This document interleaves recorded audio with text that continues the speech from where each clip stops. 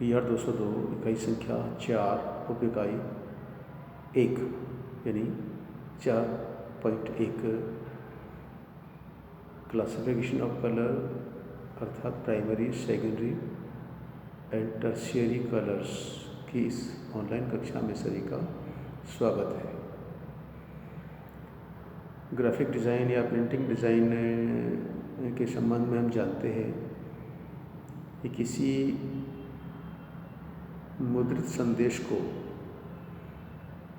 कागज़ पर उतारने से पहले इस तरह रिप्रेजेंट किया जाए, इस तरह डेकोरेट किया जाए, इस तरह प्लेस किया जाए कि मुद्रित होने के पश्चात पाठक एवं दर्शक को उस मैसेज को देखने, समझने और उसका अर्थपूर्ण निष्कर्ष निकालने में सहायता मिल सके। तो graphic design, proper placement, proper representation और प्रॉपर रीडेबिलिटी पैदा करने का एक जरिया है। प्रॉपर रिप्रेजेंटेशन, प्रॉपर प्लेसमेंट और प्रॉपर कम्युनिकेशन कब संभव है, जबकि उस मैसेज की विभिन्न इकाइयों में मौजूद शब्द, चित्र, आकृति इत्यादि का रंग या उन इकाइयों में रंग भी मौजूद हो। यानी रंग संदेश की इकाइयों में आकर्षण और इमोशन और रिएक्शन पैदा करता है। यानी किसी संदेश में रंग के हो जाने से उस रंग को देखने वाले पाठक या दर्शक के मन में कुछ प्रतिक्रिया और भावना उत्पन्न हो सकती है। इसलिए हम मुद्रित संदेश में रंगों का प्रयोग करते हैं और रंग व्यक्ति की मनोविज्ञान को प्रभावित करता है और मनोविज्ञान के प्रभावित होने से उस रंग का एक विशेष उद्देश्य पूरा होता है। रंग क्रोध का, शांति का, अहिंसा का, प्रतिद्वंद्विता का, समृद्धि का, विभाजन का, किसी प्रकार की मनोवृत्ति का सूचक हो सकता है। तो रंग के बारे में कहा गया है यह नॉन वर्बल कम्युनिकेशन, शब्दहीन संचार का माध्यम है। यानी जो काम शब्द नहीं कर सकता वो रंग कर सकता है। It is form of non verbal communication. इसके द्वारा व्यक्ति की मनोदशा प्रभावित होती है। रंग को हम पेंट, ह्यू या पिगमेंट कह सकते हैं। हिंदी में रंग, द्रव्य, वर्ण, शूरत या रंगीनता रंग का सूचक है। और रंग की परिभाषा के तौर पर कह सकते हैं किसी वस्तु से पैदा होने वाले, वस्तु से परावर्तित होने वाले प्रकाश द्वारा जो विशेष अनुभूति होती है वो उस ऑब्जेक्ट का रंग कहलाता है। यानी विजुअल एट्रीब्यूट ऑफ थिंग्स, यानी वस्तुओं का दिखने वाला गुण जो कि उस वस्तु द्वारा परावर्तित या उत्सर्जित प्रकाश द्वारा अनुभव होता है। यानी किसी वस्तु से एमिशन, ट्रांसमिशन और रिफ्लेक्शन तीनों पद्धतियों से जो प्रकाश की मात्रा आँखों तक पहुँचती है और आँखों की मार्फत प्रवेश करने वाले प्रकाश का माइंड एनालिसिस करता है तो उससे उस वस्तु के रंग की अनुभूति होती है।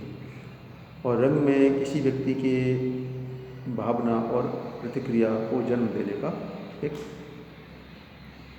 एक जरिया या उसमें एक बल होता है, वो रिएक्शन और इमोशन पैदा कर सकता है।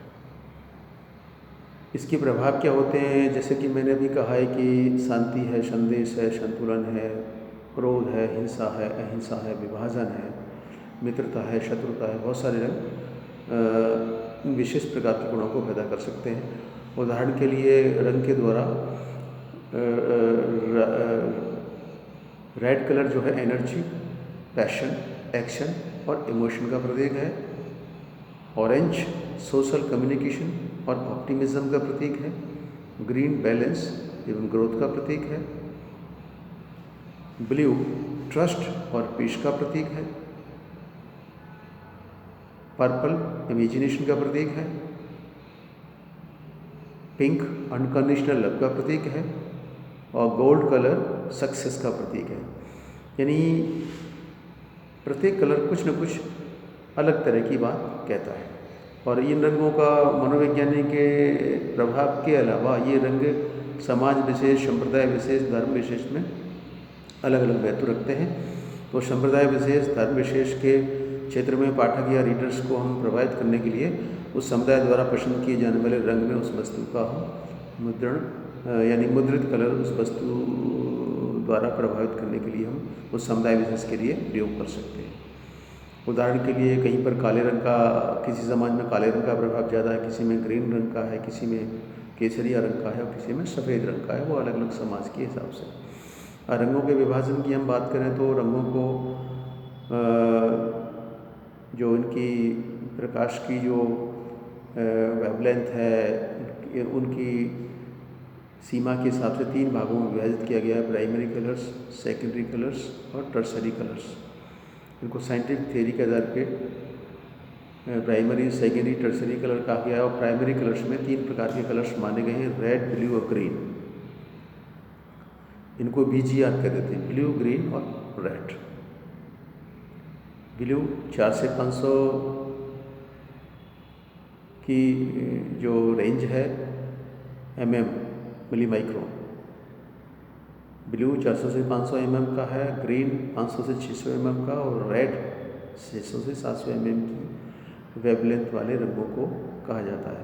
यानी 400 से 700 के मध्य जो विजिबल लाइट है वो इन 3 रंगों का आभास कराती है। इसमें 400 से 500 वाली ब्लू, 500 से 600 वाली ग्रीन और 600 से 700 वाली रेड रंग का आभास कराती है।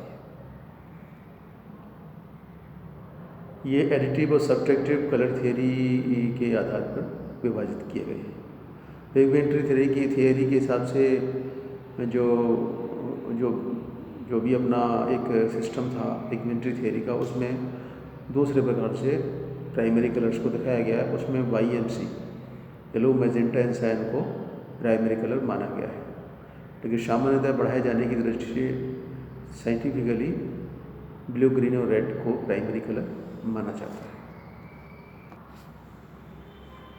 सेकेंडरी कलर 2 प्राइमरी के कॉम्बिनेशन द्वारा सेकेंडरी कलर या द्वितीयक रंग पैदा होता है।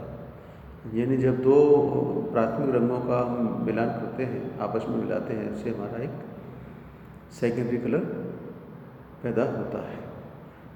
जैसे कि रेड और ब्लू को मिलाएंगे तो अलग कलर पैदा होगा, रेड और ग्रीन को मिलाएंगे तो अलग कलर पैदा होगा। यानी कि रेड और ब्लू को मिलाएंगे तो अलग रंग पैदा होगा, रेड और ग्रीन को मिलाएंगे तो अलग रंग पैदा होगा, और ब्लू और ग्रीन को मिलाएंगे तो अलग रंग पैदा होगा। रेड और ब्लू को मिलाने पर मैजेंटा, रेड और ग्रीन को मिलाने पर येलो और ब्लू और ग्रीन को मिलाने पर सयान रंग पैदा होगा। यानी 2 प्राइमरी रेड प्लस ब्लू बराबर मैजेंटा, रेड प्लस ग्रीन बराबर येलो और ब्लू प्लस ग्रीन बराबर सयान सेकेंडरी कलर पैदा होगा। यानी 2 प्राइमरी रंग के मिलने पर जो रंग बनता है वो सेकेंडरी कलर कहलाता है। टर्शियरी कलर के मामले में हम कह सकते हैं कि 2 यानी कि 3 सेकेंडरी कलर्स को मिलाने पर जो रंग बनता है उसको हम टर्शियरी कलर कह सकते हैं।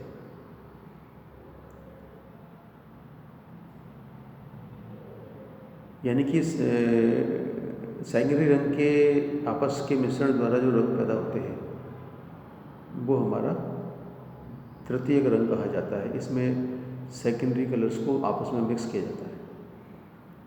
3 सेकेंडरी कलर्स को मिक्स करने पर जो रंग मिलता है उसे हम टर्शियरी कलर कह सकते हैं। इनके प्रोपोर्शन यानी कि 50% के मिक्सचर में है कि 25% के में, 75 के में, उसकी मात्रा के हिसाब से इनमें अलग प्रकार के शेड्स तैयार किए जा सकते हैं। वो टर्शियरी कलर का है। और कहने के लिए हम कह सकते हैं additive theory, subtractive theory, code colour, complementary colour इत्यादि। लेकिन यहाँ चूँकि टॉपिक में सिर्फ प्राइमरी, सेकेंडरी और टर्शरी कलर की बात कही गई है। संक्षेप में पुनः दोहरा देता हूँ। प्रकाश परावर्तन अवशोषण के सिद्धांत के अनुसार साइंटिफिक थ्योरी जिसको मान्यता दी गई है, उसमें 3 प्रकार के प्राथमिक रंग हैं, ब्लू, ग्रीन और रेड। 2 प्राथमिक रंगों के मिलने से सेकेंडरी कलर पैदा होता है और सेकेंडरी कलर्स के मिक्स होने से टर्शरी या तृतीयक रंग पैदा होता है। प्रिंटिंग डिजाइन की दृष्टि से इस अध्याय को पढ़ने की ज़रूरत ये है कि हमको रंग के बारे में संक्षिप्त जानकारी हो। रंग प्रकाश के परावर्तन अवशोषण के सिद्धांत पर काम करता है और वही एक प्रिंटिंग के जो मैसेज में जो संदेश पर मौजूद स्याही है वो प्रकाश परावर्तन अवशोषण के आधार पे आँखों की अनुभूति या दिमाग की जो एनालिसिस है उससे रंग का आभास कराएगी। और मुद्रित संदेश पर मौजूद स्याही का रंग व्यक्ति की मनोवृत्ति को प्रभावित करता है। व्यक्ति या पाठक या दर्शक की मनोवृत्ति को प्रभावित करने के लिए हम रंगों की जानकारी से उसकी साइकोलॉजी को प्रभावित कर सकते हैं और अपने प्रिंटेड मैसेज को एक न केवल अट्रैक्टिव, रिएक्टिव, इमोशनल, बल्कि उसको हम और ज़्यादा इफ़ेक्टिव बना सकते हैं। यानी रंग का प्रयोग किसी मुद्रित संदेश में अतिरिक्त प्रभाव पैदा कर सकता है, आकर्षण कर सकता है, इमोशन पैदा कर सकता है, रिएक्शन कर सकता है, कंट्रास्ट पैदा कर सकता है और मुद्रित संदेश को और मीनिंगफुल बना सकता है। इसलिए प्रिंटिंग डिज़ाइन की दृष्टि से इस मैसेज को, इस रंग के मैसेज को, रंग की साइकोलॉजी को जानना जरूरी है। अब इस पर हम कुछ संक्षिप्त में सवाल बना सकते हैं। रंग की अनुभूति कैसे होती है? तो इसमें पहला सवाल है प्रकाश के परावर्तन द्वारा, दूसरा है प्रकाश के अवशोषण द्वारा, इसमें तीसरा या सी विकल्प है A+B दोनों द्वारा और डी है A+B गलत।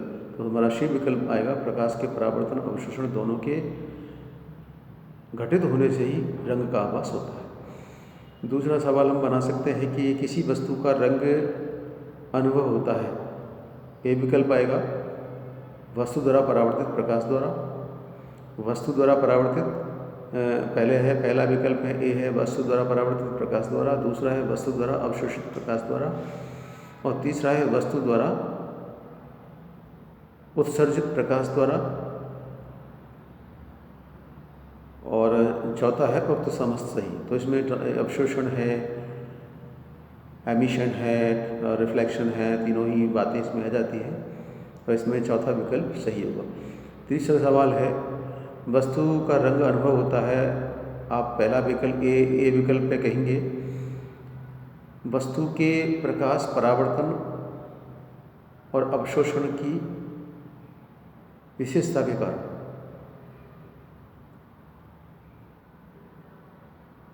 दूसरा कहेंगे वस्तु द्वारा परावर्तित अवशोषित प्रकाश की मात्रा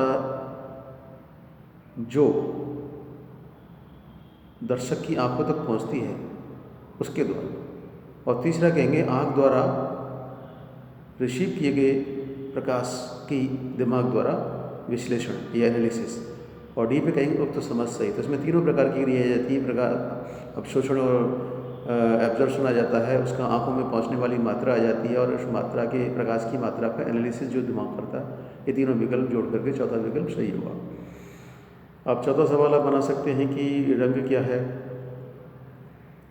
इसके कितने प्रकार हैं। आप कहेंगे रंग किसी वस्तु का वह गुण है जो उस वस्तु द्वारा उत्सर्जित, अवशोषित और परावर्तित प्रकाश की मात्रा के आंखों तक पहुंचने और दिमाग द्वारा अनुभव करने से उत्पन्न होता है।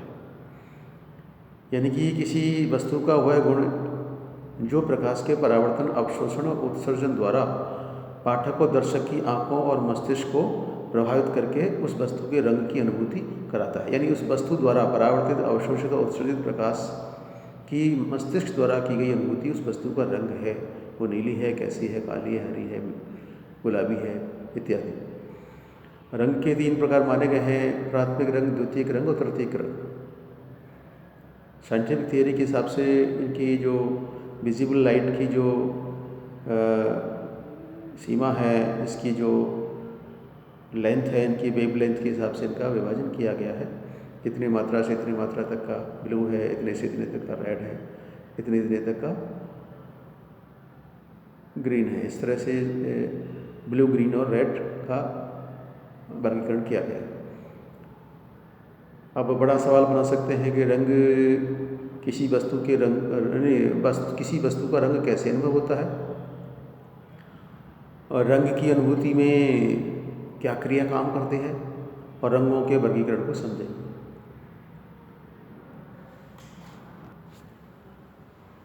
वस्तु का रंग उस वस्तु द्वारा परावर्तित प्रकाश की मात्रा से अनुभव होता है।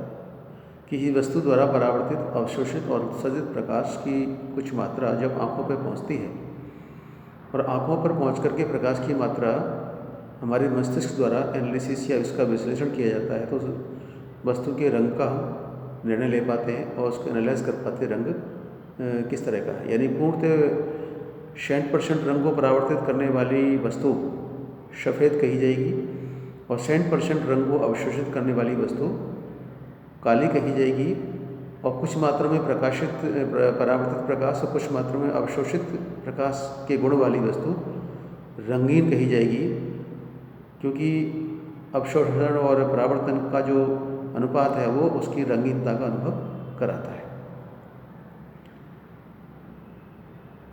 रंग की अनुभूति के संबंध में कुछ उल्लेखनीय बातें हो सकती। पहला, नंबर 1, पहला कहेंगे किसी वस्तु द्वारा प्रकाश का परावर्तन अवशोषण करने की 2 घटनाओं का होना जरूरी है। नंबर 2, प्रकाश परावर्तन की मात्रा यानी परावर्तित प्रकाश की मात्रा जब आँखों में पहुँचती है तो रंग की अनुभूति होती है। परावर्तित प्रकाश आँखों से मस्तिष्क में पहुँच करके रंग की अनुभूति कराता है। और नेक्स्ट पॉइंट कह सकते हैं, इस सिद्धांत परावर्तित और अवशोषित प्रकाश की मात्रा से जो अनुभूति होती है उनको हम मुख्यतः पूर्णतः काला, पूर्णतः सफ़ेद और रंगीन, total reflection, total white, total absorption, total black और variable reflection and absorption, different shades of colour, यानी रंगीनता का अनुभव कराते हैं। अब इनके प्रकार के बारे में जान लीजिए कि इस सिद्धांत के आधार पर इनको 3 प्रकार से विभाजित किया गया है। प्राथमिक रंग, प्राइमरी कलर, द्वितीयक रंग, टर्सरी कलर और तृतीयक रंग, प्राइमरी कलर और द्वितीयक रंग सेकेंडरी कलर और तृतीयक रंग टर्सरी कलर्स। यानी कि ब्लू, ग्रीन और रेड 3 प्राथमिक रंग हैं और ब्लू, ग्रीन और रेड के आपस में मिक्स करने से, इन 2 प्राथमिक रंगों के मिश्रण से जो रंग बनता है उसे हम सेकेंडरी कलर कहते हैं। और 3 सेकेंडरी कलर्स को मिलाने पर जो रंग बनता है उसे हम टर्सरी कलर कह सकते हैं। मुद्रण और डिजाइन के संबंध में रंग के जो अनुभूति है या रंग का जो उपयोग है, रंग की जो जानकारी है एक डिजाइनर को, वो यूँ ज़रूरी है। किसी रंग विशेष के प्रयोग करने से हम पाठक और दर्शक की मनोवृत्ति को प्रभावित और परिवर्तित कर सकते हैं, और किसी मुद्रित संदेश में मौजूद रंग उस पाठक और दर्शक की मनोवृत्ति की रुचि और उसकी मनोवृत्ति को घटाने बढ़ाने का काम करता है। तो हम मुद्रित संदेश में रंग का प्रयोग करके आकर्षण, प्रलोभन, प्रेरणा, अनुभूति, प्रतिक्रिया और उस संदेश के मुताबिक उसकी मनोवृत्ति को पैदा कर सकते हैं। ऐसा होने से हम उस प्रिंटेड मैसेज में अर्थपूर्णता पैदा कर सकते हैं। इस तरह हमने रंग के टॉपिक पर क्लासिफिकेशन वाले पॉइंट पर वेरी शॉर्ट आंसर, ऐसे टाइप ऑब्जेक्टिव सवालों का हमने अध्ययन किया है। इस टॉपिक के लेक्चर को सुन करके, देख करके आप संक्षिप्त नोट बना सकते हैं। वो संक्षिप्त नोट आपकी अपनी मौलिक भाषा में टेस्ट और वार्षिक परीक्षा के दौरान बहुत उपयोगी होगा। अंतिम क्षणों की तैयारी के लिए एक संक्षिप्त रेफरेंस मटेरियल तैयार होगा, ऐसा आप कर लेना। और इस तरह आप पढ़ोगे तो आपको पढ़ने में कोई दिक्कत नहीं आएगी। इस ऑनलाइन कक्षा में आने के लिए सभी छात्रों का बहुत बहुत धन्यवाद।